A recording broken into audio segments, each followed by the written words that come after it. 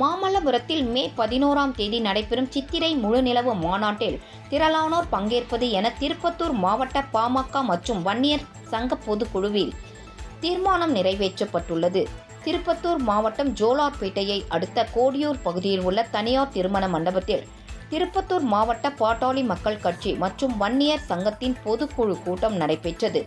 இந்த கூட்டத்தில் கலந்து கொண்டு பேசிய வன்னியர் சங்கத்தின் மாநில தலைவர் பூத அருள்மொழி, மாமல்லபுரத்தில் மே 11ஆம் தேதி நடைபெறவுள்ள சித்திரை முழுநிலவு மாநாட்டில் பெருந்திரளானோர் கலந்து கொள்ள வேண்டும் என்று கேட்டுக்கொண்டார். இந்த மாநாட்டில் வன்னியர்களுக்கு 10.5% உள் ஒதுக்கீடு உள்ளிட்ட முக்கிய கோரிக்கைகள் வலியுறுத்தப்பட உள்ளதாக அவர் குறிப்பிட்டார்.